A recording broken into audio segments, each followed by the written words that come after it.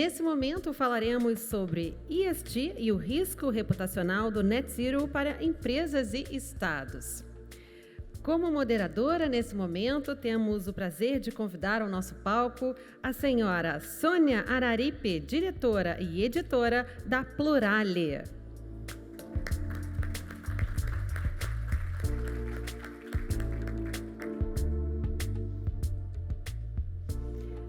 Também convidamos como palestrantes o senhor Danilo Maeda, sócio-diretor de ESG no grupo FSB e head da Beyond.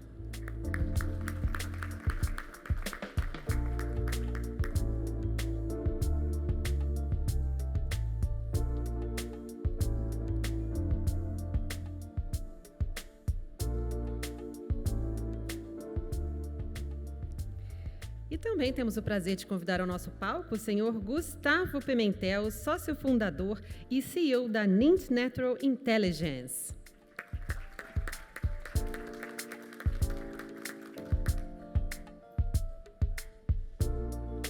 Aqueles que estão chegando, fiquem à vontade, podem aproximar aqui do palco, ocupando as cadeiras mais próximas. Lembrando a todos que as perguntas devem ser feitas através do uso de QR Code do telão. Ok? Fiquem à vontade. Passo a palavra à nossa moderadora. Obrigada. Boa tarde, boa tarde.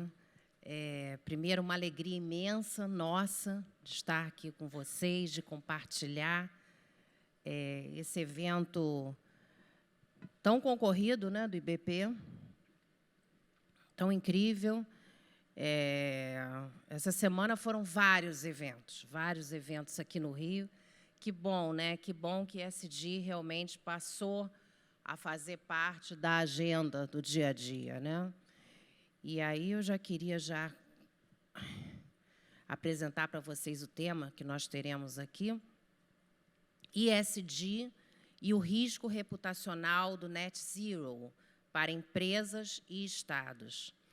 Nós vamos abordar sobre o risco reputacional que pode afetar a imagem de empresas e governos que se comprometeram com seus stakeholders em alcançar o Net Zero até 2050, mas que ainda não demonstraram de forma clara e transparente o planejamento para alcançar essa meta. Como a nossa colega já falou, eu sou jornalista, sou Sônia Araripe, publisher de Plurale. Plurale tem 16 anos, já está completando 16 anos, o Gustavo viu nascer, o Danilo também, a turma do IBP. E nós temos aqui a honra, o prazer de estar com dois grandes especialistas no tema, que é o Danilo Maeda, ele é sócio-diretor de ESG no grupo FSB, que é um dos maiores grupos de comunicação, e o Gustavo Pimentel, que é sócio fundador e CEO da Nint Natural Intelligence. Já conheço os dois de longa data, daí da trilha, e a gente vai fazer essa dinâmica, tá, gente? Eles vão falar, vão se apresentar. A gente tentou fazer aqui um combinado de ser algo bem dinâmico, né, que vocês possam também participar.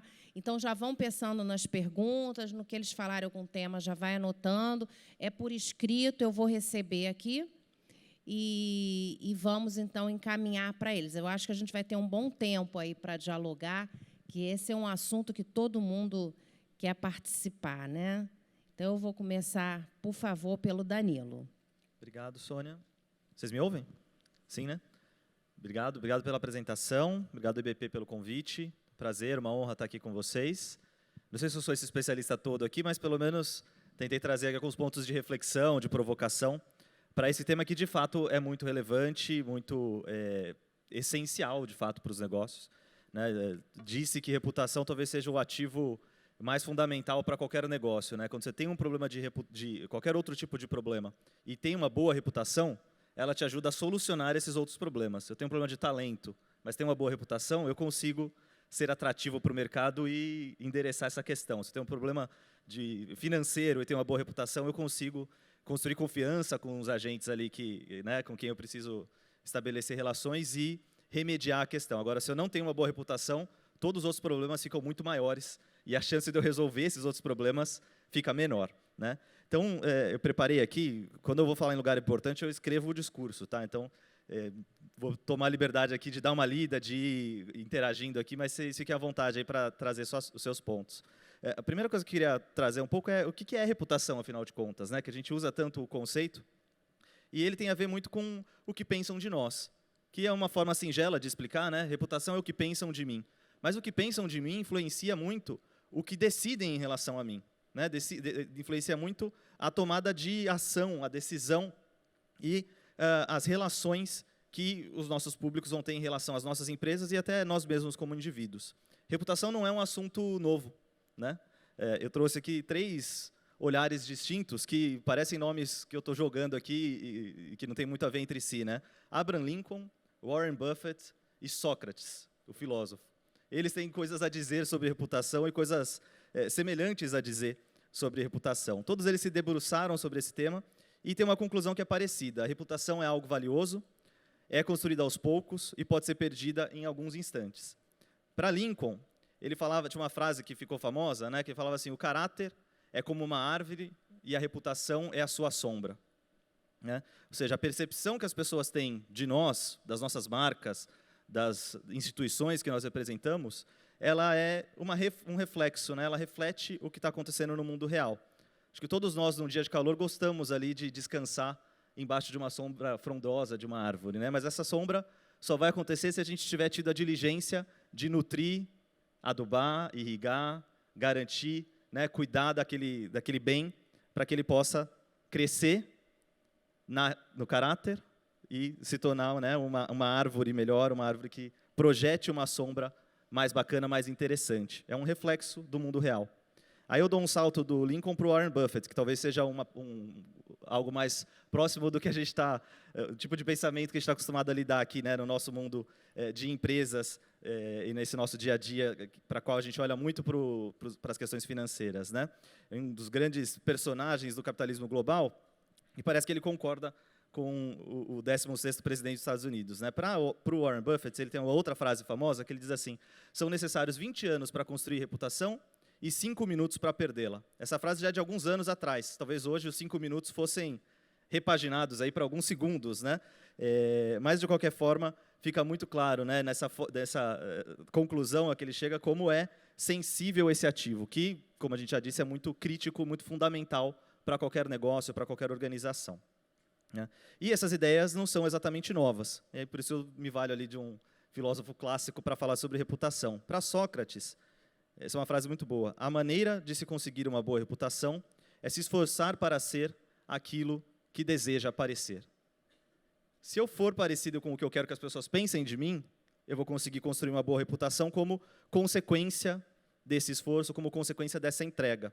Então, acho que agora já está colocado, talvez independente aí do viés ideológico, das premissas filosóficas, do lugar que qualquer um de nós pensa a vida e os negócios, está claro que a verdade precisa pautar as nossas ações, as nossas reflexões e as nossas comunicações, a forma como a gente constrói discursos, narrativas e se posiciona institucionalmente para falar de temas relevantes. Né? Parece algo básico, né, eu falar que a verdade tem que pautar a nossa forma de agir. Mas mais do que algo que está relacionado a valores pessoais, até uma abordagem puramente pragmática para o assunto traria essa mesma conclusão, né, de que não vale a pena eu projetar uma imagem, eu tentar projetar uma imagem que não está fundamentada no mundo real. Isso é importante para as nossas organizações, com certeza, para a gente preservar a reputação ou para construir reputação das nossas marcas, mas também é importante para o planeta como um todo. Os desafios que a gente tem hoje são gigantescos. E a gente, para conseguir fazer prosperar essa agenda da sustentabilidade, como vocês bem sabem, depende profundamente de algumas mudanças de comportamento. E comportamento não se muda do dia para a noite. Né? Comportamento está ligado com imaginário, está ligado com vieses, está ligado com a forma como a gente entende o mundo. Por isso que a gente toma decisões e se comporta de determinadas maneiras. Né? Então, como é que a gente pode mudar comportamento, né, para neutralizar e regenerar esse impacto negativo que a gente, como sociedade, veio produzindo ao longo de muitos anos? Tem 2 maneiras básicas ali de você fazer uma mudança ou de impor uma mudança de comportamento. A primeira delas é pela força. Você estabelece regras, estabelece mecanismos de comando e controle, punições para quem sair da linha, né? E tende a ser um pouco mais custoso, eventualmente você pode produzir efeitos colaterais negativos, né? Lembra da lei seca nos Estados Unidos, né? Que você tenta proibir por uma restrição legal não é por lei, o consumo. Né, Dani? Não adianta. Por lei, e aí as pessoas encontram mecanismos de continuar aquele comportamento porque elas não estão convencidas de que o regramento faz sentido, né? Então, isso pode nos levar para um segundo caminho de promover uma mudança de comportamento, que tem a ver com mudar as percepções, os valores, os preceitos que estão na nossa cabeça que fazem com que a gente tome determinadas decisões e formas de agir, né? Esse caso talvez dê mais trabalho, talvez seja um esforço maior para produzir a mudança de comportamento, mas ele tende a ser uma mudança mais perene, né? Tende a entregar um convencimento mais profundo e uma mudança, de fato, de direção na forma como as pessoas agem.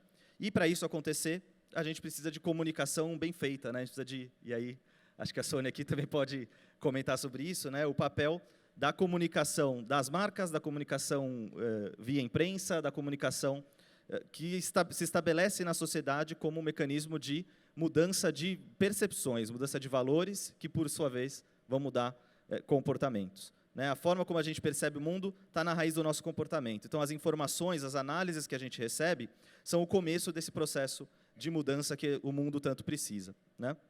Especialmente nesse tempo que a gente vive hoje, que é um tempo de hiperconectividade. Eu estou aqui com o meu celular, usando ele de plataforma para o discurso, para as anotações que eu preparei aqui para vocês, e vários de vocês eu vejo que estão no celular, espero que, de repente, anotando alguma coisa, ou respondendo alguma mensagem urgente que apareceu aí, e que a gente está conectado o tempo todo, né? Além da conectividade o tempo todo, do acesso muito fácil à informação, a gente tem um momento social importante, né? Que, além de conectado, a gente está engajado. A gente, sociedade, né? A gente demanda das empresas que elas tenham um comportamento parecido com o que a gente teria no lugar delas, né? A gente demanda ali um compartilhamento de valores, de tomada de decisão próxima às nossas crenças, né? Então, aquela ideia antiga ali de reputação como algo que pudesse ser projetado, né? Na analogia da frase do Abraham Lincoln, como se eu pudesse dar uma maquiada ali na copa da árvore para produzir uma sombra mais frondosa, ela não se sustenta, né? Porque hoje as pessoas têm como acessar a informação e o que está acontecendo no mundo real. Eu quero dizer, se eu passo uma informação para o meu público interno, que é diferente da informação que eu comunico para os meus investidores, talvez 20, 30 anos atrás eu pudesse sustentar essa divergência de informação aqui por algum tempo. Hoje em dia, esse tempo é quase nulo, né? A informação vai circular. É tempo real, né, Danilo? E aí, já entrando, já dialogando, né? Eu sou jornalista, eu fico 24 horas ligada nisso. E eu recebo, em média, não estou mentindo, 600 e-mails por dia. Alguém acredita que existam 600 notícias de sustentabilidade de ESG a cada dia? Não existem. Então, quando ele falou esses dois pontos que eu queria pegar, né? Narrativa, né, que a narrativa tem que ser uma narrativa verdadeira, uma narrativa que faça sentido, que tenha diferencial, e o segundo, do tempo real. Então, isso acontece demais, Danilo. As ONGs, lógico que as empresas não gostam, muitas vezes, que os jornalistas sejam pautados pelas ONGs, né? O ideal seria que as empresas pautassem, né, os jornalistas na frente, mas as ONGs são uma fonte importantíssima de informação. E as ONGs nos mandam, de tal jeito que a empresa responde assim, mas a gente ainda não sabia disso. Como não sabia? Se a ONG já está sabendo, então esse gap que você falou, isso aí é tempo real, gente. Dá 2 minutos, piscou na agência, piscou no meu, piscou o que a gente diz, saiu a notícia, né? Então, estou vendo vários colegas aqui também, jornalistas também. Então, não tem como esconder. Não há ambiente blindado. Não existe, isso acabou. Essa história de que, eu só contei isso para 2 pessoas. Sinto muito. Alguma dessas 2 pessoas já passou para a Sônia, já passou para o Anselmo, já passou para o Danilo, e isso já foi adiante. Exato. A sabedoria popular falava que mentira isso tem perna curta. Isso para o bem e para o mal, né, Danilo? Exato. É para o bem ou para o mal, tá certo? Exato. É para o bem, pode ser para o bem, ótimo, mas também pode ser uma notícia muito ruim para empresas, para estados, para governo. Só fazer Exato. assim. Mentira tem perna curta, greenwashing também, né? E aí a gente tem um papel aqui como organizações, né, nesse mundo em que confiança é um ativo raro, muito importante. Até porque a gente tem visto, via pesquisas, o quanto que as instituições, no caso aqui do setor privado, as empresas, são fonte de confiança para vários públicos, especialmente o público interno, né? Inclusive acima, às vezes, de veículos de imprensa e, às vezes, de órgãos governamentais, né? Então, a relação que se estabelece ali entre marcas e colaboradores é muito profunda. É uma relação que pode ser de confiança e que pode trazer, a partir dessa confiança, um ativo, até de marca, muito relevante, né? Então, essa confiança não se constrói facilmente e não vem de graça, ela tem o seu custo, né? Os desafios que a gente tem na área de educação, de engajamento, de mudança de comportamento, estão motivando uma mudança na forma como os públicos se relacionam com as nossas organizações. A tolerância para um discurso que foge, que se descola da realidade, é cada vez menor, né? O tempo entre a pauta pouco consistente e a crítica está muito mais curto, né? E aí, só completando, né, porque normalmente as pessoas acham que só o jornalista é crítico. O consumidor, cada vez mais, vocês podem reparar hoje, o consumidor ele é um agente importantíssimo e participando o tempo todo.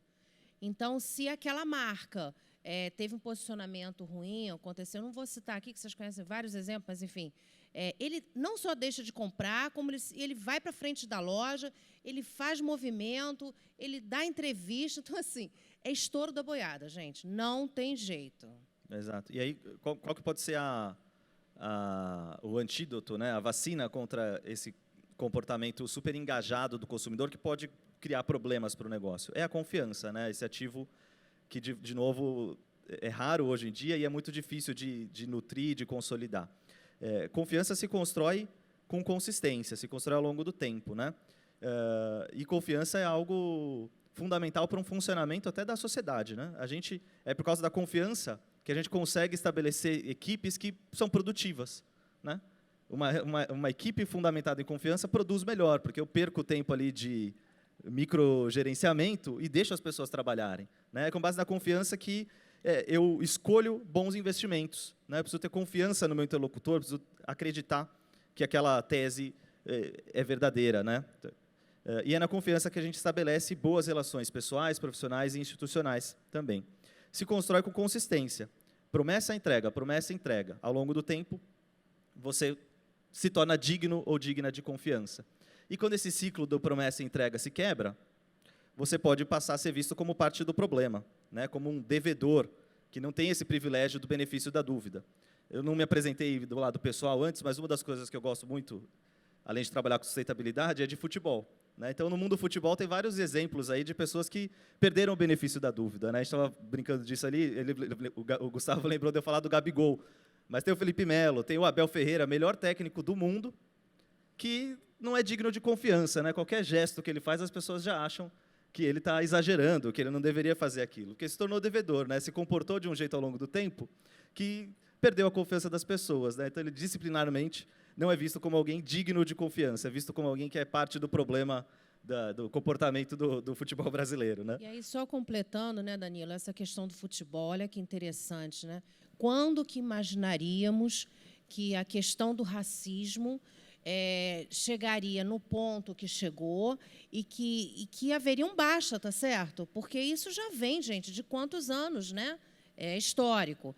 E aí, institucionalmente, o futebol percebeu que, diante dessa quantidade de exemplos e casos ruins, dramáticos, né, era preciso tomar um posicionamento. E aí vocês vejam só, né, pensando aqui pelo nosso lado da comunicação e também pelo Gustavo, pelo lado de investimento. As marcas patrocinadoras deixaram de patrocinar.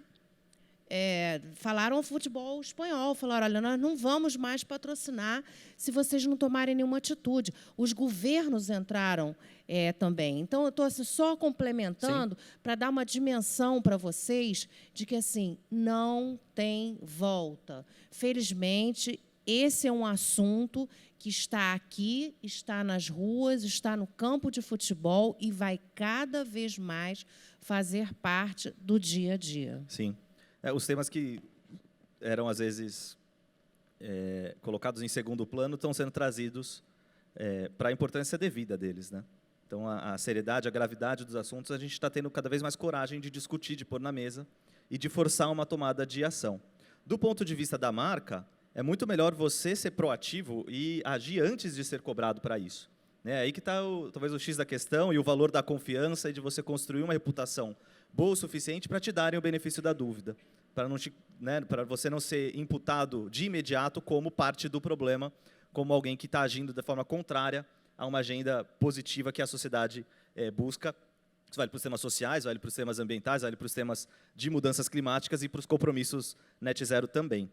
E isso é muito interessante, porque o mercado, tanto o mercado financeiro, quanto os consumidores, a imprensa e o público em geral, cada vez tem valorizado mais esse, digamos assim, esse reconhecimento, né? essa sensibilidade, não sei como é que a gente pode chamar, ter uma palavra específica para isso, mas o erro, reconhecer o erro. Marcas, pessoas erram, isso é muito comum, cada vez mais nesses tempos hipermediáticos, né? Mas é preciso reconhecer o erro, ir a mercado, ir aos consumidores, à imprensa, dizer, eu errei nisso. Esse posicionamento, Danilo, depois eu queria até te ouvir, já estou aqui já avançando, mas esses posicionamentos assim padrão, a empresa não compactua com não sei o quê, deve ter 1000 advogados aqui, que bom que a gente tem os advogados, ótimo. Mas, assim, advogados, pelo amor de Deus, só isso não basta mais. Eu sei que tem toda a questão jurídica, mas isso não é, hoje em dia, mais suficiente para conseguir resolver a situação, tá? Ficam com isso aí no radar, mas vou deixar o Danilo depois voltar nisso. Acho que para isso, só para aproveitar o parênteses, tem aquela outra frase de efeito muito boa, que é aquela coisa de que as suas atitudes falam tão alto que eu não consigo ouvir o que você diz, né? Então, mais do que o comunicado, a gente, como profissionais de comunicação, ou como profissionais que estão tomando decisão em nome de marcas, se entender nesse lugar de curadores e curadoras da verdade. A gente olhar para as entregas, olhar para o mundo real e entender o quanto de consistente tem naquilo que a gente está precisando comunicar.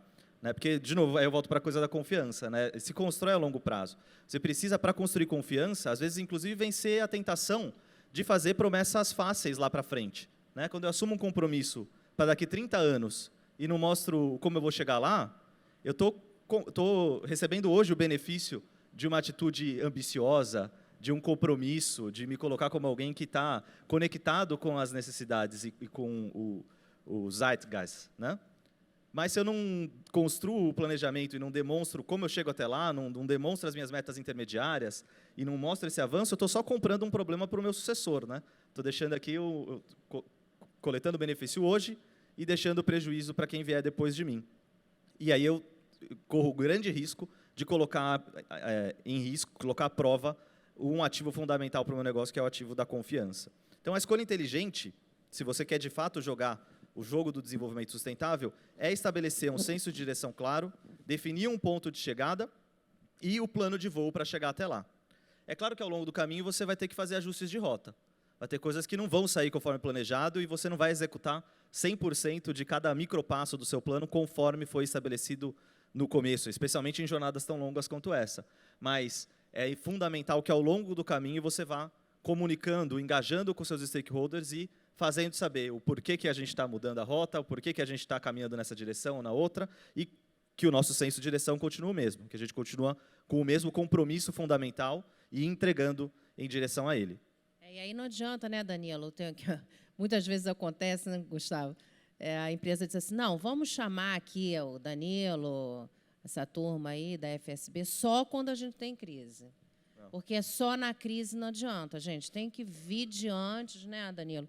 Tem que ter, como você falou, tem que ter um norte, um planejamento, né?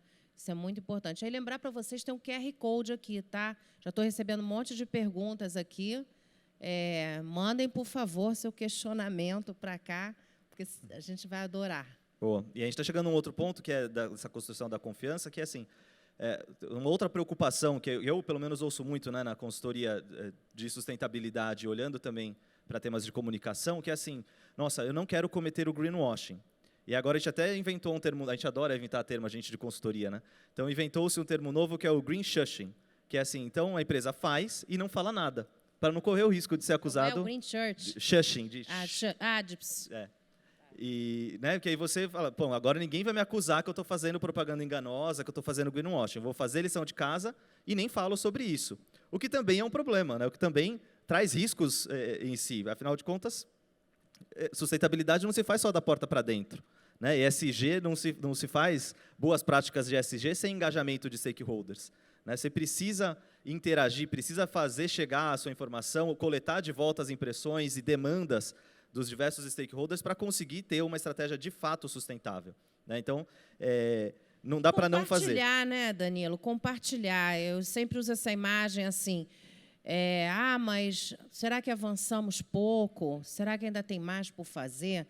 Claro que sempre tem, porque essa é uma agenda muito nova, né? Uma agenda muito recente. Então, né, aproveitar essas oportunidades que a gente tem, né, para compartilhar, para um saber do... Claro que tem o segredo do negócio, não é para todo mundo compartilhar tudo, mas assim o básico, né, o que dá para fazer. Especialmente essa agenda, né, que é a agenda do ESG, que é uma agenda muitas vezes pré-competitiva, no qual você tem menos sensibilidades de compartilhar informação. E a boa notícia é que quando a gente olha para como é formada a reputação para instituições, é basicamente, hoje em dia, a partir de informações e de percepções relacionadas ao impacto socioambiental das organizações. Né? Tem o RepTrack, que é um instituto de pesquisas que olha basicamente para a reputação.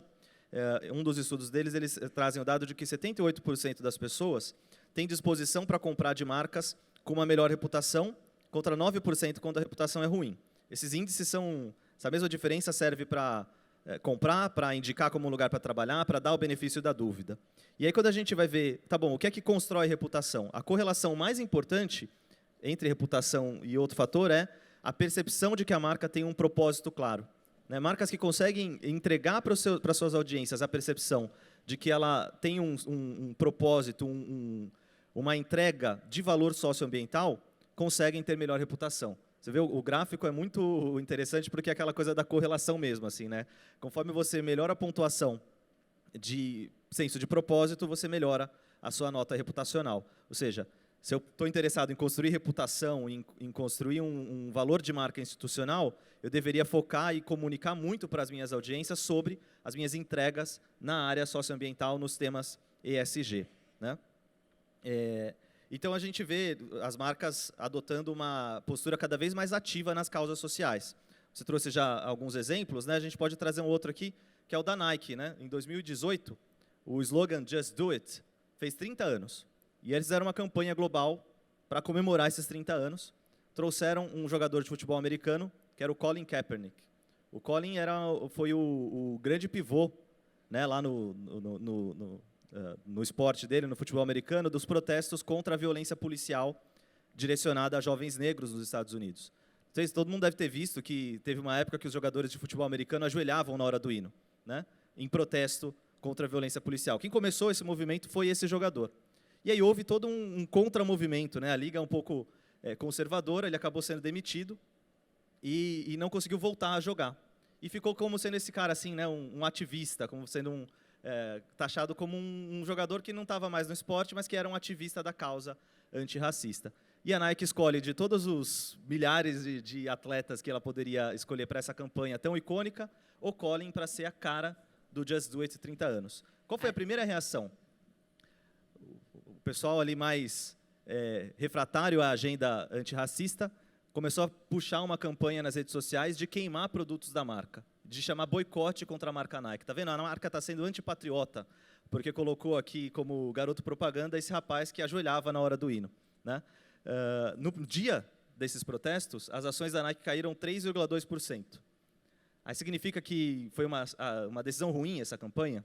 Né? Será que deveria ter pensado melhor? Será que deveria ter escolhido alguém mais água com açúcar ali, alguém que não fosse tão ativista? Me parece que não. Né? Pouco tempo depois, a tendência se reverteu. A Thomson Reuters fez um estudo nos 10 dias pós-campanha e viu que cresceu em 61% as vendas da marca Nike, e as ações da bolsa, depois de 10 dias, já estavam tradando acima do que estavam antes da campanha. Então, quando você tem um senso de direção claro, você sabe a decisão que você está tomando, você entende o comportamento das suas audiências, entende que aquela causa faz sentido, é cara para os seus públicos estratégicos, e você tem um lugar de fala legítimo para se colocar ali como parte daquela questão, tende a valer a pena se engajar nessas causas sociais. Aqui no Brasil a gente tem outros exemplos, né, de marcas que se engajaram em causas, sofreram de repente um primeiro aparente revés, mas que no longo prazo são marcas e companhias vencedoras. Pegando esse gancho aí da Nike, Danilo, quem ainda não assistiu, eu acho que tem até nas redes fechadas, né, pagas de TV, o filme do tênis, né, o Air do Michael Jordan, né, que parece ser um filme sobre marketing, sobre a comunicação e tal, mas, no fundo, é um filme sobre tudo que a gente está falando, ESG, reputação. É um filme espetacular. E quem gosta de basquete, então, é imperdível. Boa. Estou dizendo aqui da postura ativista, do engajamento em causas sociais como algo desejável, mas preciso fazer um disclaimer, que não é uma postura para todas as marcas em todos os temas. A gente não precisa ser ativista em todos os assuntos que são relevantes socialmente, até porque a gente não tem legitimidade para ser em todos esses temas. Mas é importante, né, necessário escolher e entender com sabedoria quais são os territórios que faz sentido a minha organização atuar, né? Quais são aqueles no qual eu posso ter uma ambição maior e quais são aqueles outros temas nos quais eu tenho que correr atrás do prejuízo, né? Eu tenho que me colocar numa postura mais humilde de entender que sou parte de uma jornada de transformação, né? Então, seja pela reputação, pelo valor da marca, pelo engajamento, ou até pelo impacto comercial, vale a pena se engajar em causas e se comunicar sobre isso, desde que seja feito com consistência e desde que o compromisso seja uma verdade dentro da organização, né? Para fazer isso, você precisa encontrar, então, quais são esses territórios, né? Precisa, a partir da definição de territórios, assumir compromissos relevantes e traçar o caminho para chegar lá, para conseguir entregar essas promessas, né? Aí eu trouxe aqui um pouco de como a gente poderia fazer isso, né? 5 passos aqui de uma comunicação sustentável para construir reputação sem abrir muitos riscos, né? O primeiro deles é mapear os assuntos que são relevantes para o seu negócio e para os seus públicos mais estratégicos, que é uma lógica que a gente traz aqui na consultoria mais técnica de sustentabilidade, de mapear os temas materiais, saber o que é mais relevante, saber o que impacta, né? Quais são os seus principais impactos, quais são os seus principais riscos e oportunidades, e atuar com muita força nesse território. Ter um plano de ação robusto, com metas claras no curto, no médio e no longo prazo, e engajar toda a organização nesses objetivos, para a gente não ter aquela inconsistência que a Sônia mencionou aqui, né? Você, em um lado da organização, está comunicando de um jeito e do outro lado está comunicando de outro. Para quem ouve e está lá de fora, parece que são duas coisas distintas dentro da mesma organização, né? A coisa o story doing tem que vir antes do storytelling, né? Comunicar com as audiências sobre o que tem sido feito e aproveitar para ouvir os feedbacks, né? A comunicação que a gente aprende lá na teoria da comunicação na faculdade, que tem o emissor, o receptor e um meio, e uma setinha unidirecional, precisa ser, pelo menos aqui, um caminho de mão dupla, né? A gente precisa trazer de volta essas percepções, porque engajamento é também sobre entender e incorporar a perspectiva dos outros, né? Rever periodicamente, o número 4 aqui, né? Rever periodicamente a estratégia, para garantir que ela continua alinhada com a realidade e com as demandas dos nossos stakeholders. E aí hoje a gente tem a inteligência de dados aí como um caminho que pode nos ajudar a fazer isso de uma maneira até contínua e viva. E lembrar que sustentabilidade se trilha em conjunto, né? Essa é uma jornada de longo prazo. Além do senso de direção, claro, a gente precisa ajustar a rota ao longo do caminho, como eu já mencionei. E isso a gente faz estabelecendo parcerias, engajando com os stakeholders, né? A música diz que é impossível ser feliz sozinho, e é impossível também ser sustentável sozinho.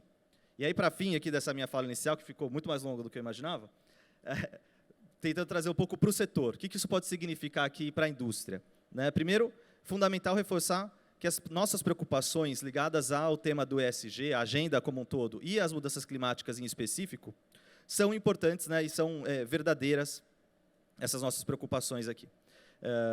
E saber que a convivência entre essas diferentes matrizes energéticas é importante e até inevitável, né? Mas não necessariamente nossos públicos têm esse mesmo entendimento, essa mesma percepção de quem está dentro do setor e conhece essa realidade. Então, a gente tem um desafio de se posicionar, de comunicar e até educar e conscientizar as nossas audiências sobre o papel das diferentes matrizes dentro desse futuro sustentável que a gente pretende construir, né? E aí, entregando, cumprindo os compromissos de Net Zero, junto com outras ações que entregam dentro da agenda de sustentabilidade como um todo, a gente vai conseguir convencer, né? A gente vai conseguir construir confiança em relação à trajetória que está sendo produzida, demonstrar a nossa preocupação com as pessoas e com o futuro da transição energética. O meu colega aqui que trabalha com o IBP, o Leonardo Zanelli, da FSB, me trouxe alguns exemplos ali que tangibilizam isso, que quando ele me trouxe, eu falei, caramba, está aqui, né? O barril de petróleo produzido no Brasil tem muito menos carbono do que a média global, né? A média global é de 30 kg de CO2 por barril, e no Brasil a gente produz com 10 kg de CO2 por barril, 1/3 da média mundial, né? Além disso, a gente produz óleo sem vazamentos pelo menos há 20 anos no Brasil, né? São informações que a gente precisa chegar a fazer saber para todas as audiências que às vezes estão nos olhando como apenas parte do problema, como alguém que não tem lugar num futuro sustentável. A gente pode ter um lugar sim, a gente tem lugar de fala, a gente tem legitimidade, mas a gente precisa se colocar e construir essas pontes, né? Construir esse caminho de conscientização. Então, talvez as palavras-chave aqui vão ser confiança, consistência e engajamento. E aí a gente consegue trilhar junto com a sociedade um caminho até chegar, né, nesse futuro sustentável, que eu acho que é o que todos nós desejamos. Ufa. Tá bom, né? Ótimo. Obrigada, Danilo.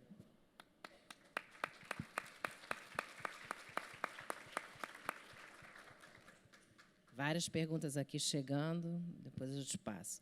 Vamos agora para o Gustavo. O Gustavo Pimentel, para quem ainda não conhece, é uma das maiores autoridades no Brasil uma das maiores autoridades no Brasil nesse tema de net zero, de descarbonização, e principalmente porque ele viu isso nascer. Então, ele tem hoje a autoridade de quem viu a criança pequena e já está grande, né? Então, ele vai nos contar um pouco. E aproveita e já conta um pouquinho, por favor, Gustavo, que já chegaram umas perguntas, quando você falar, explicar um pouquinho do que é a ANIT aí, o trabalho de vocês. Obrigado. Boa tarde, cada uma de vocês. Prazer estar aqui. Congratulo aí o IBP pelo excelente evento. Estou aqui desde ontem, estou aprendendo muitíssimo em cada um dos painéis. Honrado aí, Sônia, com a sua apresentação. Acho que longe disso. Vou fazer uma fala mais curta, porque eu não tenho o mesmo repertório na quantidade que o Danilo fez. É ausência de repertório mesmo, tá? Mas deixa eu contar para vocês. A NIT tem 12 anos. Nós somos uma consultoria de sustentabilidade, ESG, nascida inicialmente para atender ao setor financeiro e mercado de capitais. Então, no core, aí, no DNA do nascimento, era como traduzir ESG para os bancos, para os fundos de pensão, para os gestores de recursos, de ações listadas em bolsa, crédito, private equity, venture capital, infraestrutura, todas as classes. Então, a gente nasceu um pouco com esse DNA. Por vários anos, a gente operou como uma unidade de negócio da Citaui, muita gente nos conheceu como Citaui. Ano passado, fizemos o spin-off, viramos NIT, agora somos parte do grupo RM, estou com meus companheiros da RM aqui na sala também, né? A RM é a maior empresa global, 100% dedicada à consultoria de sustentabilidade, então felizes aí em fazer parte do grupo. Parte desse nosso trabalho, né, de buscar traduzir sustentabilidade ou ESG para o setor financeiro, sempre foi um trabalho de monetização das coisas, cálculo, valuation, né? Então, era tentar aterrissar aqueles conceitos da sustentabilidade ou do ESG, né, de que teria aspectos positivos na relação com os stakeholders. Então, o conceitual do ESG, né, a gente vai ter uma melhor reputação, maior capacidade de atração de talentos, vai reduzir a nossa exposição a riscos, seremos mais inovadores e, eventualmente, teremos melhores preços e acesso a melhores mercados com os nossos produtos, né? Teremos fornecedores mais fiéis. Então, toda essa... Acho que o receituário aqui só tem especialista ESG na sala, acho que está todo mundo acostumado com isso. Então, a gente se propôs sempre ao desafio de calcular essas coisas, né? E em que pese conceitualmente existir, né, essas correlações e, eventualmente, causalidades, elas não são todas da mesma ordem de magnitude, direção, ou seja, não estamos aqui no mundo linear, né? Então, lá, hoje em dia, na NIT, somos mais ou menos 100 pessoas, a gente tem 20 hoje que só fazem avaliação ESG de ativos e empresas, né? Então, tem 20 analistas ESG que vão analisar cerca de 1.000 empresas por ano. Dessas 1.000, cerca de 300 são listadas em bolsa, no Brasil e na América Latina, e umas outras 700 empresas são de capital fechado, mas a gente analisa porque, eventualmente, elas vão receber um empréstimo de um banco, vão emitir uma debênture e um bond, ou, eventualmente, vão se tornar fornecedoras de um grande cliente que exige uma avaliação ESG dos seus fornecedores. Então, a gente tem que fazer essa avaliação das empresas. E aí, é super interessante nesse processo que é a gente se deparar com as consequências da reputação, né? Da boa reputação, da neutra reputação ou da má reputação. O que a gente tem aprendido ao longo desses últimos 12 anos fazendo esse trabalho é que existe aí um range, né, de possibilidades nesse cálculo, nesse valuation, e uma parte considerável dele, de qualquer um dos cálculos que a gente faz, estão influenciadas pela reputação. E eu, ao longo aqui da apresentação, vou tentar dar alguns exemplos, tá? Aterrissando isso aqui para o nosso setor de petróleo, gás e energia, né? Estamos aqui falando de ESG e Net Zero. E aí eu vou talvez cometer um sincericídio aqui, ano que vem nem me chamam, né, mais, mas, gente, vamos combinar. Em média, a reputação ESG e de clima do setor de petróleo, gás e energia é o quê? É alta, média ou baixa? Ou comparado com energias renováveis, né? Quem tem a melhor reputação? Então, acho que a maioria aqui talvez concorde, a maioria, que a reputação não está lá no alto, como setor, né? Ainda assim, né, é um setor, né, grande, extremamente diverso, né? Então, a gente tem empresas, né, de petróleo, de gás, focadas no upstream, no midstream, downstream, serviços, né? Distribuição, tem empresas, né, bastante diferentes. E, obviamente, dentro de uma reputação geral do setor, cada uma vai ter a sua reputação específica, né, em cada um desses temas. A reputação pode ser frente aos stakeholders, né, aos investidores, aos clientes, à imprensa, né? Imagino que você recebe lá dos 600, eventualmente você vai abrir de quem você acha que tem uma reputação melhor, né, do setor. Então, esse é um desafio que a gente tem nesse trabalho de análise, né? Ou seja, dentro de uma reputação que não é a maior dentro dos setores, obviamente tem diferenças significativas entre cada uma das empresas. Aí, Gustavo, quer dizer, o fato de já ter esse evento aqui, né, Gustavo? Já ter tanta gente interessada em dialogar, né, sobre isso, acho que já é um tremendo avanço, né? Com certeza. A gente precisa construir, né? Essa construção demora 20 anos, né, que você falou, ou talvez mais, ela é perene. Mas aí vamos tentar, eventualmente, conversar aqui, né? O Danilo citou, né, da análise de temas materiais, definir os temas materiais e depois definir o impacto nos stakeholders, né? Acho que são metodologias bem clássicas aí de sustentabilidade ESG. Eu gosto de fazer trabalhos de materialidade com consulta a especialistas. Então, aqui só tem especialista em ESG e Energy. Então, é o melhor lugar para a gente fazer essa consulta de materialidade e a consulta desse impacto relativo aos stakeholders. Eu perguntaria a vocês, né, para uma empresa do setor de óleo, gás e energia, as consequências da reputação, né, para quem que essa consequência é maior? Para que tipo de stakeholder? Vou dar duas opções aqui. Clientes, né? Ou seja, será que, de acordo com a minha reputação ESG, ou quanto eu estou trilhando o caminho do Net Zero, né, os clientes vão comprar mais ou menos, né? E aí eu perguntaria aqui a vocês, né, quem vocês acham que são mais impactados pela sua reputação?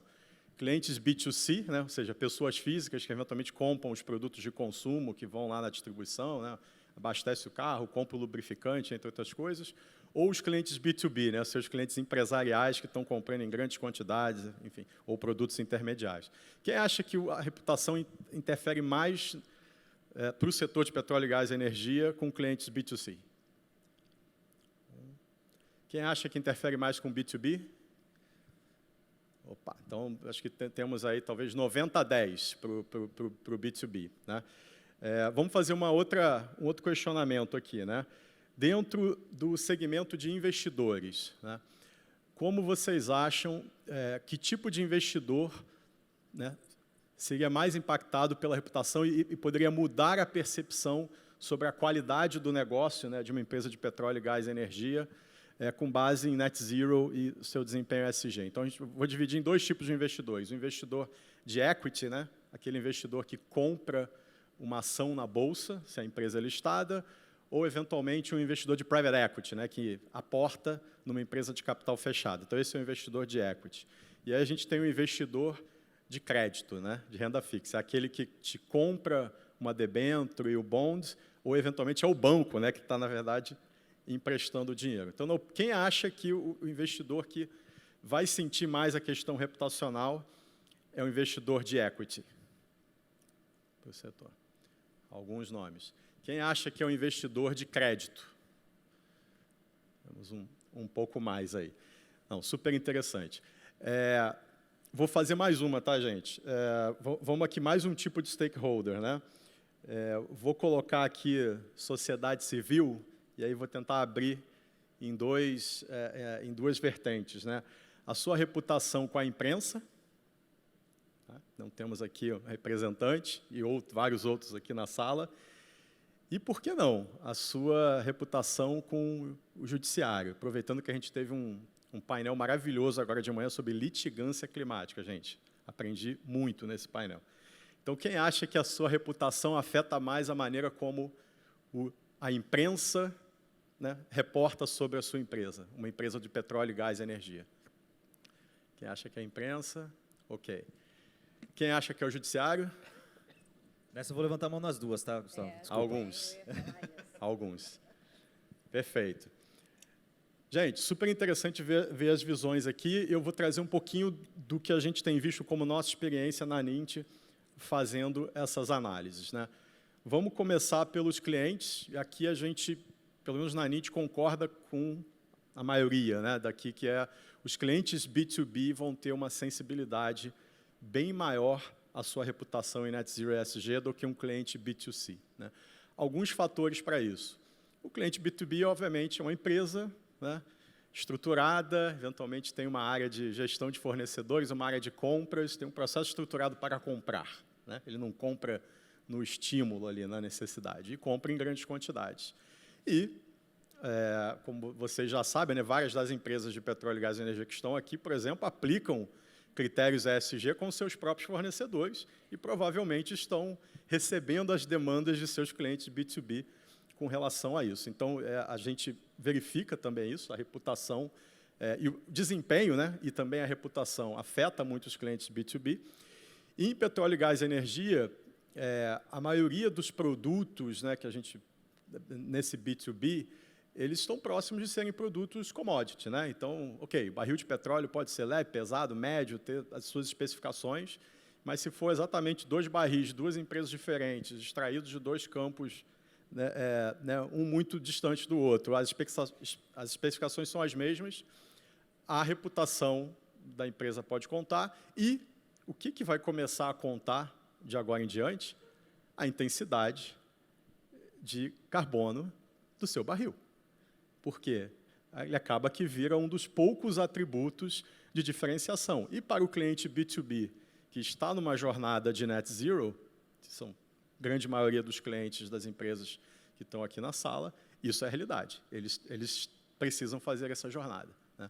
Então, intensidade de carbono, acho que foi muito feliz o seu exemplo aí, comparativo, né, no Brasil, mas, obviamente, a média de 10 é uma média do país, né? Então, a gente tem campos com diferentes intensidades e cada empresa, né, na gestão de cada ativo, pode melhorar a intensidade específica de cada campo, tá? Então, isso vai começar a fazer diferença. Vamos para o segundo ponto aqui, investidores, né? Aqui teve um pouco mais de divisão, teve gente que apostou em equity, teve gente que apostou em crédito. A gente também verifica que, em crédito, esse aspecto é mais premente, né? Por quê? Porque crédito, você como empresa, precisa renovar sempre. Crédito vence, né? A dívida vence. A não ser que seja um bônus perpétuo, né, de 100 anos. Tá? E, geralmente, a dívida vence. Né? E aí você tem que tomar a dívida de novo. Então, a decisão de prover crédito é uma decisão que ocorre com uma frequência grande e, a cada momento dessa decisão, é possível que esse investidor de crédito agregue novos critérios. Na nossa experiência, a gente trabalha com diversos bancos e investidores, os critérios ESG, clima e a jornada net zero, né, de cada companhia do setor de petróleo, gás e energia, são cada vez mais critérios utilizados para precificar o crédito. E aqui está um ponto fundamental. Né? Vocês não enxergam essa precificação. Né? A área financeira das empresas não sabe por que está recebendo a cotação do banco, ou, eventualmente, por que a debênture está saindo mais ou menos cara, não sabe que tem ali 2 pontos base, 3, 10 pontos, porque aquilo ali é o quê? Agora, Gustavo, isso em grande parte, isso já é o desempenho ESG e da sua jornada net zero. Importantíssimo isso que você está falando, mas eu estou lembrando que aqui no título, no enunciado dessa nossa conversa, fala em transparência. Você não acha que falta um pouco de transparência nisso? Será que, se fosse de uma forma mais transparente, dissesse realmente, olha, a empresa ABC, nunca mais eu falei empresa X, nunca mais. A empresa ABC, não, é melhor não. Ainda mais nessa área, uma plateia tão qualificada, né? Empresa ABC, por favor, você poderia nos apresentar, nos explicar, nos esclarecer, porque a mim me parece, eu venho do mercado financeiro também, você sabe, né? Então, assim, para mim me parece que é tudo meio velado, sabe? Num lado não fica sabendo, o outro fica achando, fica uma conversa de... Transparência é o seguinte, no news, bad news. Então, quando a gente faz análise ESG, lá, os nossos 20 analistas, e eles procuram um dado da empresa e não acham, eles colocam uma proxy no lugar, e essa proxy, geralmente, não vai ser a média do setor. Geralmente, vai ser o pior número que a gente encontrou no setor. Então, dado que não existe, vira o pior dado, não vira média. Tá? Obviamente, se o dado é ruim, está real, está ali, o dado médio vai ser melhor e a empresa líder vai ser beneficiada com isso. Tá? É assim que a gente faz, é assim que a grande maioria dos analistas que incorporam dados ESG na análise financeira estão fazendo. Então, sim, é melhor transparência com um número não tão bom do que... para esse aspecto de análise financeira. Né? Do que mentir. Ou omitir. Ou omitir, né? Que também é tão ruim quanto, né? A omissão significa vou te pontuar no nível mais baixo possível. Tá? Também porque não tem segredo, né, Gustavo? Nessa área... E aqui... Só para complementar, você falou, é verdade no viés da análise financeira, mas é verdade na construção reputacional também. Do ponto de vista das audiências que vão querer entender e ler um relatório de sustentabilidade para achar informação crítica, é melhor eu ter contato com uma informação que não está 100% positiva, mas sinaliza uma intenção de engajamento, de processo de evolução, do que eu perceber que a informação não está disponível. Que aí eu também parto do princípio que provavelmente o desempenho está péssimo. Né? Se decidiram não demonstrar, é porque provavelmente a história não está boa para ser contada. E aí eu já imputo culpa, né? Eu já imputo que o desempenho está péssimo. Não, exatamente. E isso, de novo, trazendo... Como a decisão de crédito ela é frequente, né, você, a cada momento, precisa renovar. Então, novas informações estão entrando. Então, é bom avançar na transparência, porque isso te beneficia. Vindo aqui para a equity, né, a gente tem um grande fetiche dessa coisa, né, que vai, na verdade, mudar o valor da ação. Né, mas o preço da ação sobe e desce, né, ao longo do dia, e não necessariamente a empresa está mais rica ou menos rica, ou o bônus, né, dos executivos e executivas vai mudar na variação ali intraday, ou intra-semana, ou intra-mês. Mas, obviamente, né, no médio e longo prazo, isso pode afetar a remuneração variável. Então, existe uma necessidade de controlar aí, esse valor.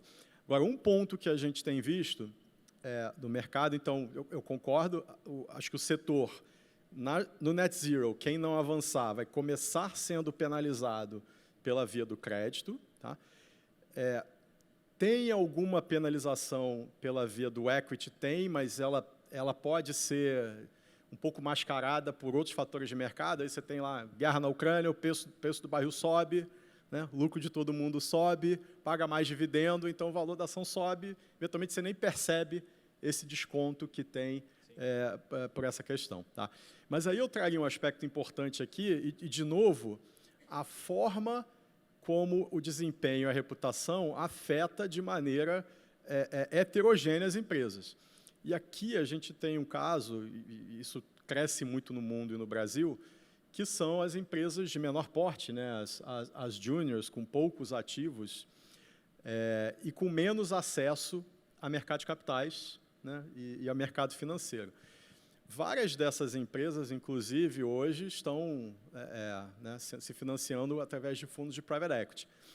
E isso está começando a mudar. Tá? Então, essa semana saiu aí um estudo interessante, né, uma declaração de um investment consultant americano. O investment consultant é uma organização que ajuda os grandes fundos de pensão e outros investidores institucionais a alocarem os seus portfólios, né, em setores e diferentes classes de ativos. Esse investment consultant foi muito claro, ó, não estamos recomendando, estamos recomendando que todos os nossos clientes investidores saiam de private equity para petróleo e gás. Por quê? Na visão desse investment consultant, né, o private equity precisa fazer um aporte numa empresa, valorizar a empresa e vendê-la daqui a 5, 7, 10 anos. Ele falou, cara, daqui a 7 a 10 anos não vai ter comprador. Essa é a visão deles. Normalmente, o private equity vai estar investido em empresas menores, né? Não vai estar numa empresa listada. Mas daí que é importante ver, isso obviamente vai acometer, né, ou pode começar a acometer essas empresas, e aí a diferenciação na jornada Net Zero é que eventualmente vai fazer com que poucas dessas empresas sejam vistas como plays, né, jogadas ou investimentos de transição. Então, se eu quero, né, ser um private equity, um investidor, e quero ajudar a fazer a transição energética, eu vou apostar naqueles que têm desempenho e reputação na agenda Net Zero que estão no caminho. Todos os outros, né, e, eventualmente, não vai ter quem os compre daqui a alguns anos. Tá? Então, isso está acontecendo agora, discussão super interessante. A gente vê isso hoje no mercado brasileiro. Né? A gente tem várias juniors e outras empresas, né, backed por esse tipo de fundo. E é algo que a gente, na Lindt também, é contratado para fazer diligências ESG de impacto em empresas fechadas que vão ser investidas por private equity, e em 100% das diligências a gente precisa fazer o cálculo da pegada de carbono e precisa dar uma opinião sobre a trajetória de Net Zero e ESG dessa companhia. Gente, 100% dos casos a gente faz isso, são cerca de 100 diligências por ano. Tá? Isso está acontecendo e não transparece para o mercado porque são transações privadas. Eu queria, acho que talvez fazer uma conclusão aqui, nesse aspecto, que é a forma como a gente olha a questão do Net Zero. Né? Então, estamos aqui, obviamente, no evento de ESG, sustentabilidade. Todo mundo, né, conhece Net Zero, o mundo tem que chegar a emissões líquidas, né, zeradas de carbono em 2050, e para chegar a 2050 tem que começar agora. Né? Pensando no setor de petróleo, gás e energia, com investimentos de ciclo longo, né, você toma uma decisão hoje para fazer um CAPEX, o ativo só fica operacional dali a 5, 7 anos, e depois ele tem que durar 20 ou 30. Né? Então, a decisão que você tomou em 2023 está gerando emissões para você em 2047. Né? E aí a gente tem até aquele meme, né, que surgiu na época do Net Zero, né, até aqueles, tipo sensacionalista, mas um sensacionalista internacional, acho que é o The Onion, né, que fez uma manchete assim, né, homem promete parar de beber em 2050, né, que era acho que é uma grande piada com essa coisa do Net Zero, né, que é justamente isso, né, tem que fazer agora. Né. Trazendo até aqui para a nossa realidade e a forma como a gente avalia, eu digo que o setor, né, e as empresas particularmente, elas precisam tomar cuidado com o que eu chamo de síndrome do motorista de ônibus carioca. Né? Síndrome do motorista de ônibus carioca. O que acontece? Quem for do Rio aqui, talvez... Eu já morei alguns anos... Mesmo quem não é do Rio vai saber, porque o Rio, você sabe, motorista mas de aqui táxi... é particular. Eu morei vários anos em ruas que passavam ônibus, né? E você tem que botar a janela com 3 vidros, né, para não ouvir aquele negócio. E eu sempre reparei, eu ficava curioso, né? Por que faz tanto barulho, né? Porque o motorista médio de ônibus carioca, se ele vê um sinal fechado daqui a 100 metros, o que ele faz? O que vocês acham que ele faz? Ele começa a frear, ele tira o pé do acelerador ou ele acelera? O motorista carioca clássico acelera, Mas exatamente. será de São Paulo, não? Tem algum paulista aí? Não sei. Deve ter. Mas aí, quando ele chega a 20 metros Ele do resolve, semáforo ele se vermelho, arrepende aí e ele ele freia. com tudo, né? E aí vem aquele barulho de ônibus. Se você mora perto do sinal ali, gente, é impossível, né? Ainda mais fazendo home office. Então, é um pouco do que a gente está vivendo aqui no setor, né, gente? Então, freia. Está chegando o sinal, freia. 2050, ok, está longe, né? Estou aqui em 2023, estaremos vivos em 2050? Sabe-se lá, né? Mas, em algum momento, a gente tem que tirar o pé do acelerador. Cada empresa vai ter uma situação. Vai ter gente que, né, tem gente que está a 100 por hora, tem gente que está a 80, assim, já está a 60, então, o quanto você tira o pé. Né? Então, uma das coisas que a gente olha para verificar essa velocidade, né, se a empresa é o motorista de ônibus carioca ou não, a gente olha o CAPEX. A gente pega o balanço, né, isso aí deveria nem ser uma análise ESG, né, mas a gente faz lá. Você pega o balanço e olha, a empresa está investindo, né, em que tipo de tecnologia, ativo, projeto, né, e o plano de negócios, né.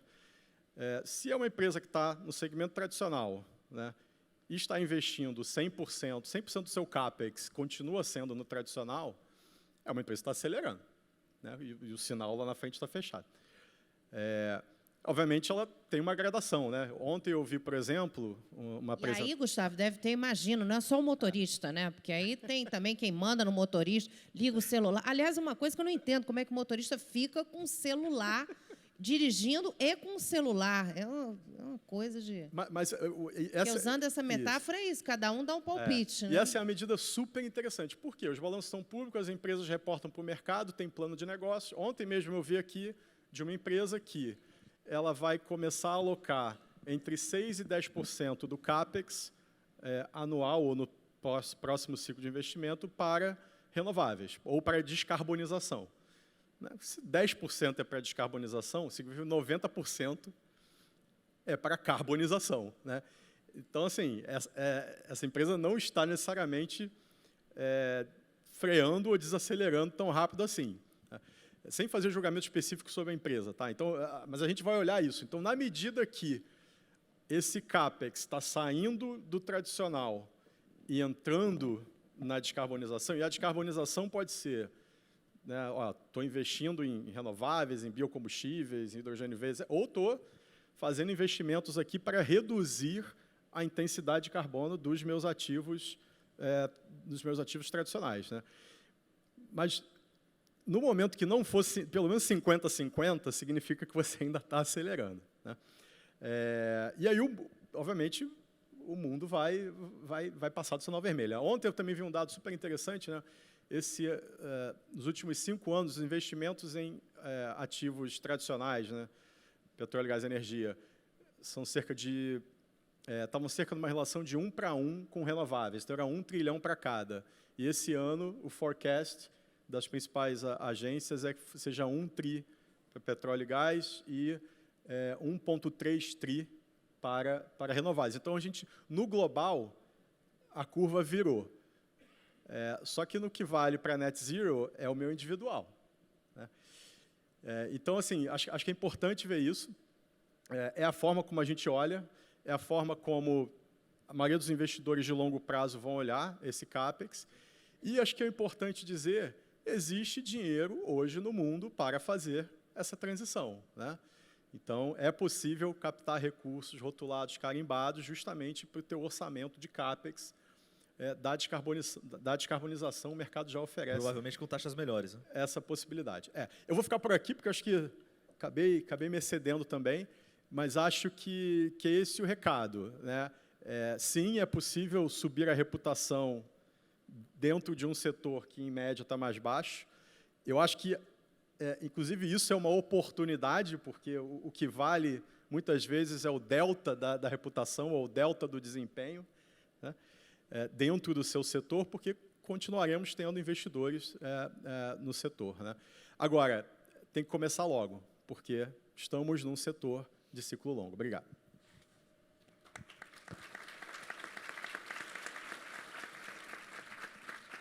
Obrigada, Gustavo. Muito obrigada. É super interessante. E chegando várias perguntas, a gente está lá com o QR Code, quem quiser mandar também, várias chegando. Eu vou compartilhar com vocês. E queria só fazer aqui um comentário, Gustavo e Danilo. Como que é importante, né, esse tema tá sendo trazido, né, para o dia a dia, né, nosso. Como é relevante trazermos esse assunto, né, do dia a dia. Então, já vamos começar aqui com as perguntas. Danilo, muitas perguntas chegando, e também para o Gustavo. Quem quiser também mandar, mande as suas. Tem uma aqui para você, Gustavo, dizendo o seguinte: muitos executivos de finanças alegam que a conta não fecha, para justificar por que não acelerar a tal história do ônibus, por que não acelerar a agenda da sustentabilidade. Então, como lidar com isso? Se não tiver a ouvir o Gustavo, vou fazer uma de cada vez. Gustavo. Não, concordo. Nem toda conta, nem toda tecnologia, nem todo projeto que eventualmente vai descarbonizar se paga apenas com, né, os fluxos de caixa gerados pelo projeto. Mas será que a gente está colocando na conta os intangíveis?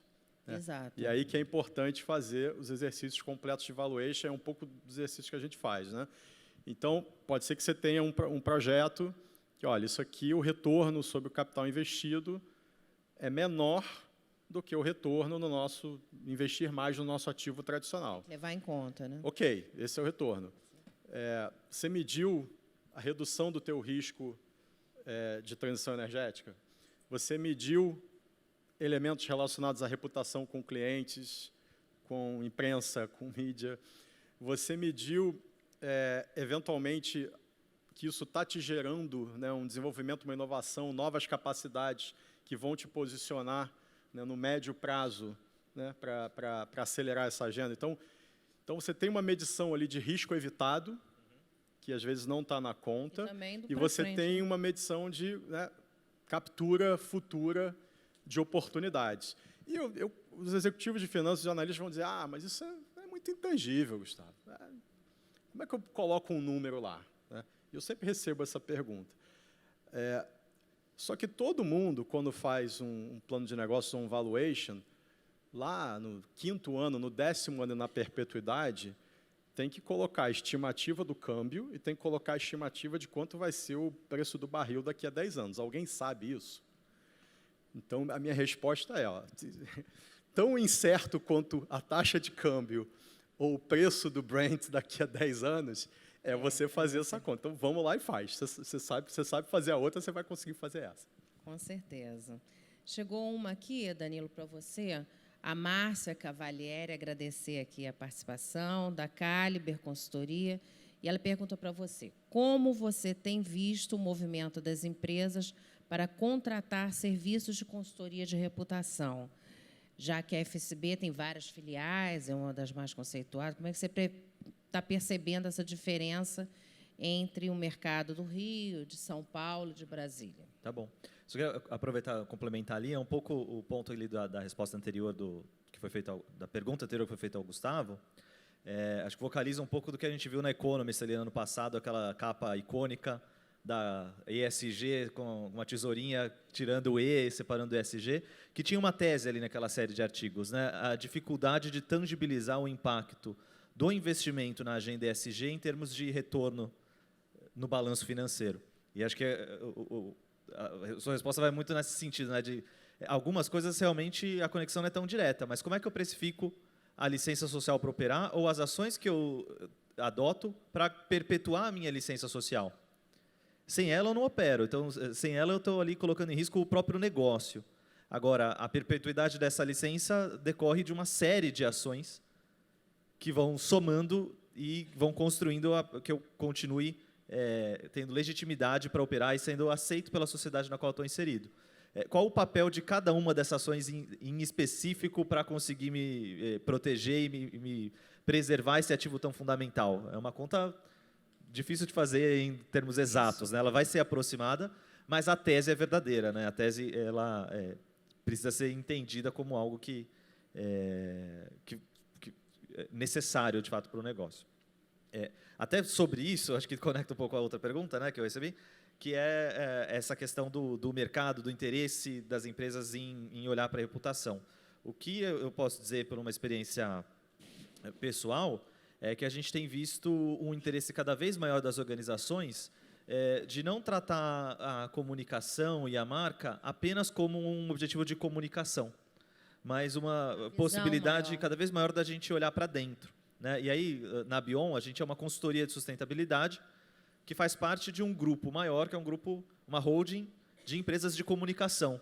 Então, a gente está muito nesse lugar ali, né, de comunicar a sustentabilidade, mas a partir de um olhar técnico, né, de entendimento sobre os impactos, sobre a consistência das estratégias. E tem sido cada vez mais frequente que a gente consiga, ao construir uma narrativa de marca, ao construir um planejamento de comunicação, um posicionamento, enfim, não dá passos para trás, mas dá passos para dentro da organização, né? E aí a gente, com um olhar técnico de avaliar impacto, avaliar desempenho em temas ESG, poder depois entregar para essa marca cliente um olhar de onde é que estão os nossos ativos de comunicação, a partir daquilo que a gente entrega, onde é que estão os nossos riscos de reputação, que é onde a gente não está desempenhando bem, onde a gente está exposto a algum risco sistêmico, e como a gente pode, como marca, endereçar essas questões e construir uma trajetória de posicionamento, de valorização da reputação, né?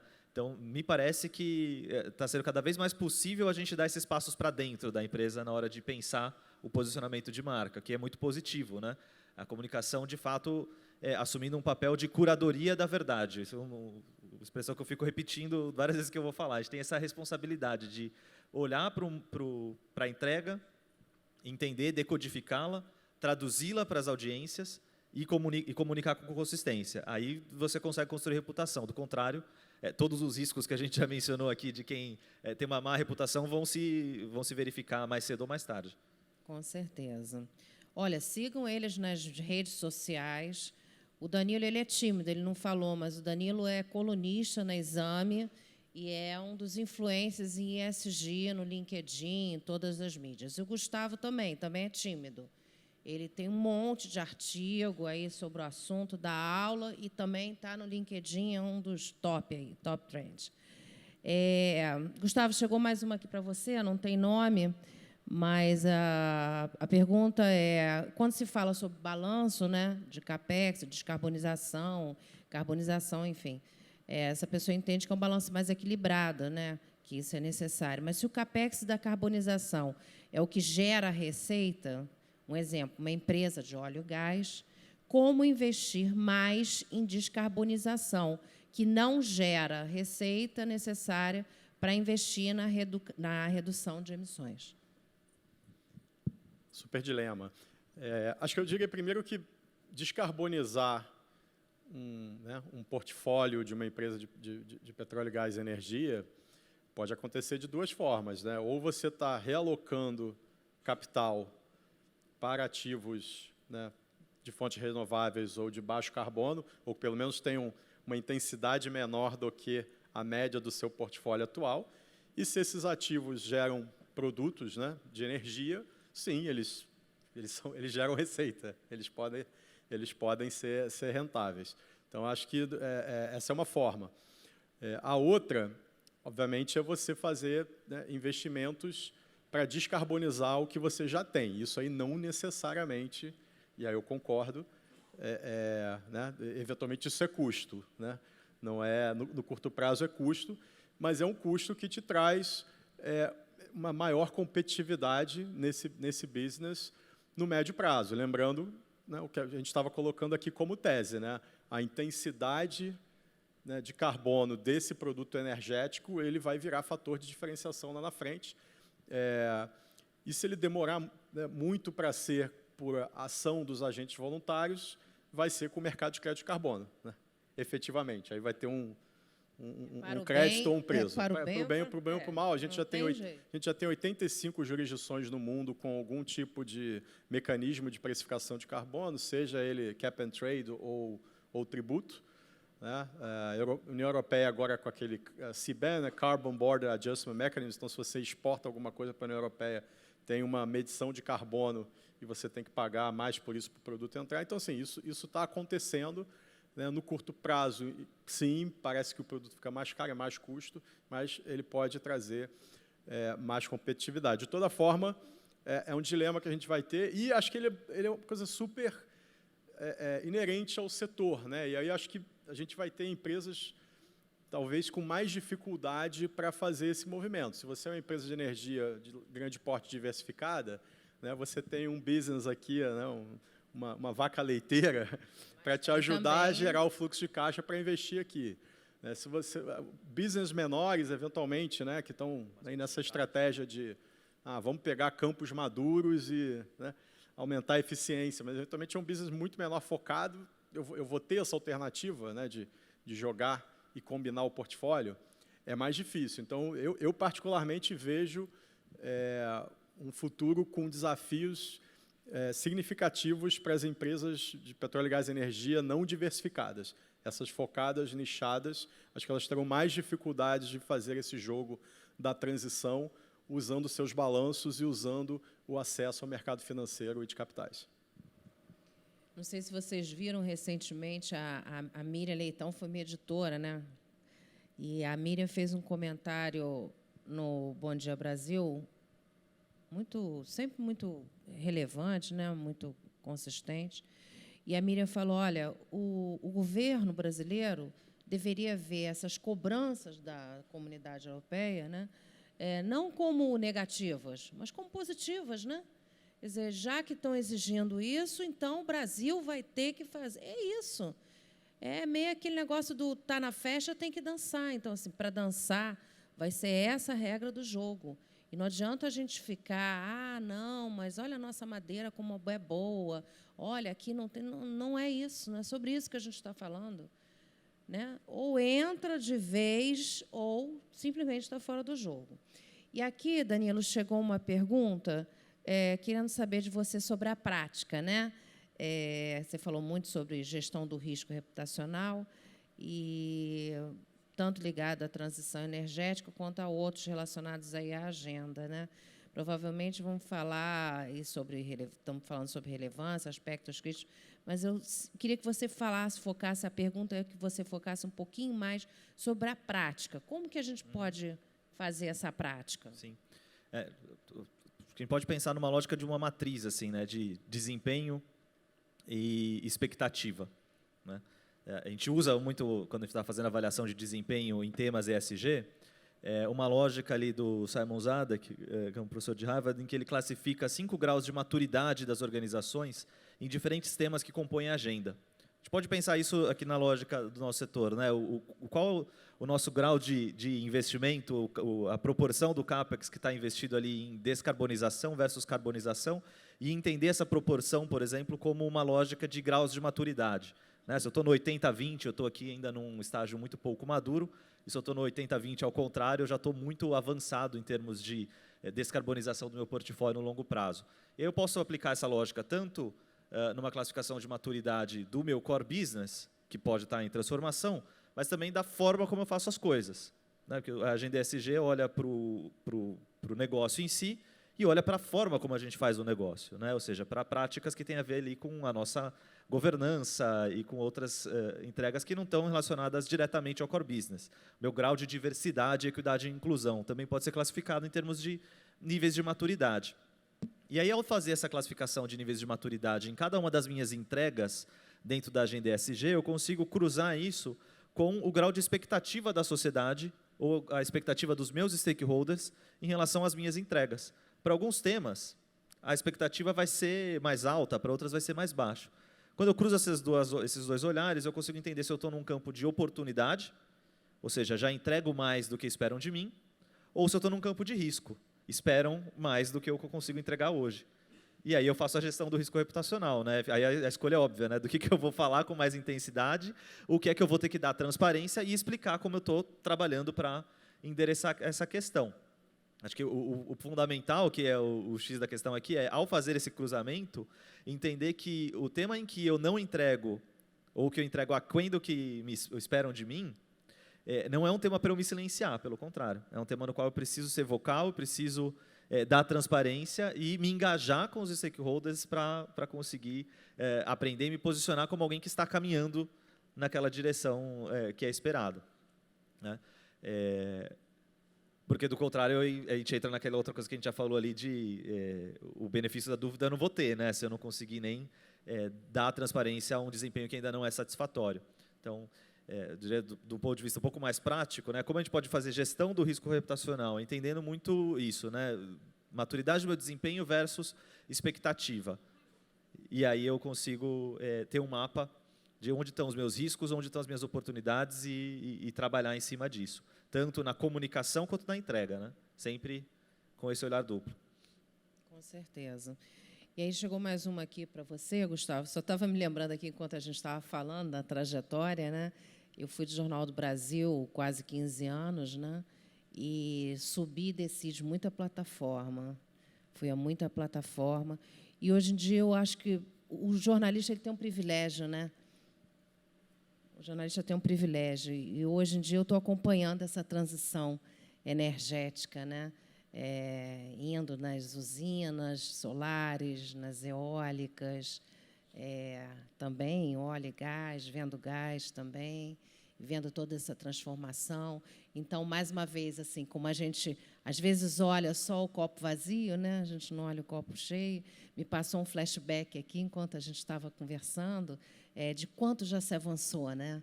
Porque às vezes a gente perde um pouco essa noção, né? Quanto já se avançou, né?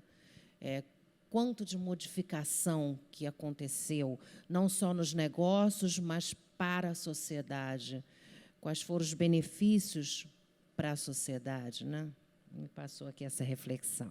Essa pergunta aqui, Gustavo, perguntando exatamente sobre essa questão da matriz energética diversificada e renovável do Brasil, né? Que o Brasil é um dos expoentes hoje, numa potência, perguntando como que a gente pode reivindicar a valoração desse atributo de ter essa matriz.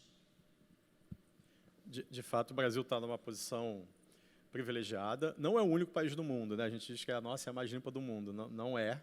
E tem vários outros países. A América Latina tem diversos países com matrizes parecidas em termos de renováveis, tá? Mas acho que é um ponto de partida bom. Eu vou trazer um dado que eu vi no painel mais cedo de litigância climática, né, que a Nathalie Antoncel trouxe, que é o seguinte, né? A gente tem a NDC brasileira, a contribuição nacionalmente determinada do Acordo de Paris, de quanto que o Brasil vai reduzir as emissões do país. E para a gente bater essa meta da NDC, né, que foi depositada lá na ONU e tem quase que deveria ter força de lei, não adianta só acabar com o desmatamento, tá? Que é a nossa maior fonte de emissão, ou seja, é necessário reduzir emissões também no setor energético. Trabalho conjunto, né? Então, ou seja, não dá para sequenciar. Primeiro a gente resolve o desmatamento, depois o uso da terra, agricultura, e depois, não, tem que fazer tudo ao mesmo tempo, obviamente, em ritmos diferentes, porque no campo energético a gente já parte de uma linha de base melhor. Mas, sim, a gente precisa, para que a gente tenha esse soft power, né, a gente precisa não sujar mais essa matriz. Acho que mostrar o dever de casa, né, Gustavo?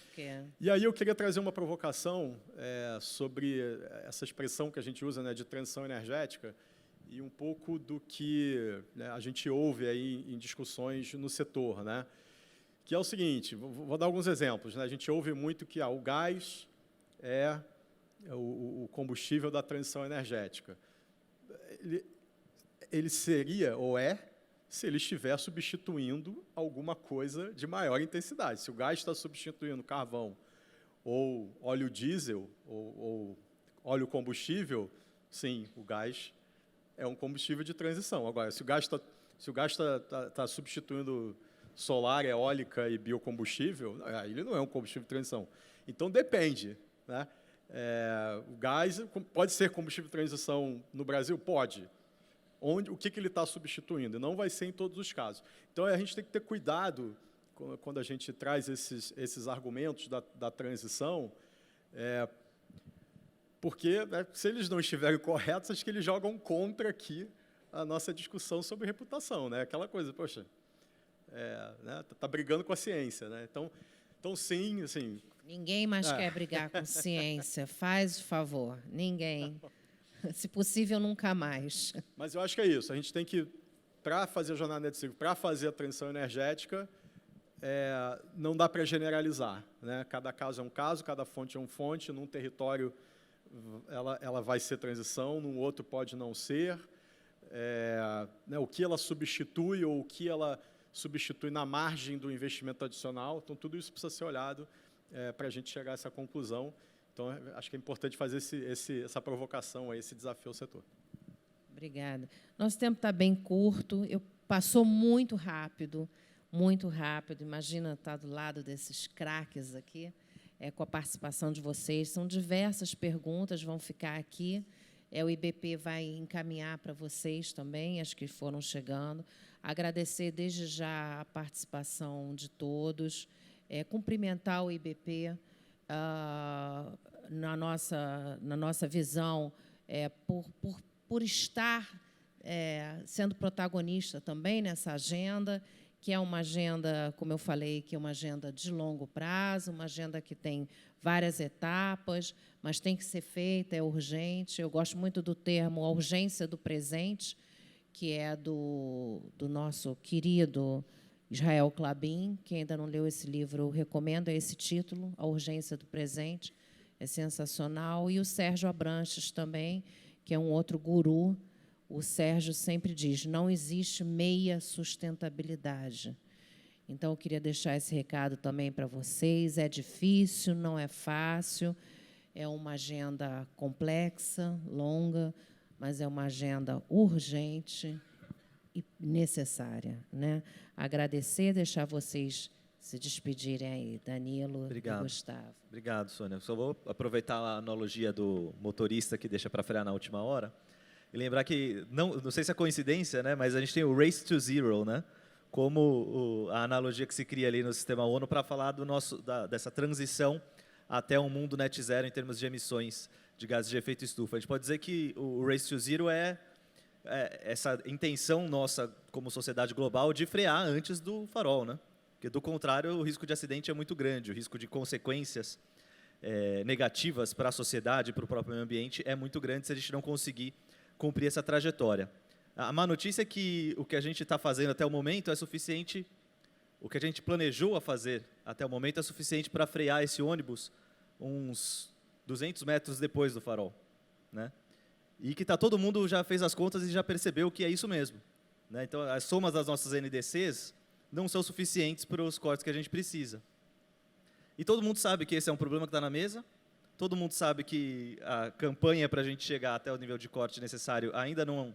A gente não sabe como vai chegar lá, e o tempo está cada vez mais curto, né? A gente está se aproximando cada vez mais ali do farol vermelho e precisamos agir em relação a isso. E por isso que não só consumidores, investidores, colaboradores e todos os nossos públicos vão virar para a gente que está ali, se não na direção do ônibus, mas com o poder de influenciar a tomada de decisão e falar, meu caro, qual é a sua parte? Né? Você vai frear em que velocidade e espero a sua ação, porque a gente está ultrapassando, a gente vai provocar um acidente aqui de grandes proporções. Então, essa pressão tende a continuar. Quanto mais próximo a gente está dessa linha mortal, né, dessa linha final ali em que o acidente e a gravidade das consequências vai aumentando, maior vai ser a pressão de diferentes stakeholders para que a gente demonstre uma tomada de ação consistente na direção de parar esse carro, de parar essa trajetória que já sabemos que vai trazer consequências negativas, né? Então, não sei se é uma mensagem muito otimista para encerrar um painel, mas eu quero lembrar isso, né, que o nível de pressão que a gente tende a sofrer dos diferentes públicos críticos para os nossos negócios é cada vez maior, e isso tem que estar precificado, tem que estar ali no nosso modelo de tomada de decisão, porque, do contrário, a gente vai sofrer o dano reputacional se a gente não agir e não responder na velocidade necessária. Só ecoar, que acho que já foi falado, agradecer a oportunidade e dizer que assim, o setor está aqui organizando um evento desse porte e se abrindo a ouvir, né? Eu acho que já é um grande passo. E a gente está copiando você aí, o Race to Zero, né? Eu acho que a gente está na era no momento da implementação, né? Então, já passamos da era da inação, fizemos compromissos, tem lá ESG, Net Zero, tem várias coisas de Net Zero disponíveis para todo mundo se comprometer, e a gente está na hora de implementar. Então, eu faria um chamado aqui a todos nós à implementação. Obrigado.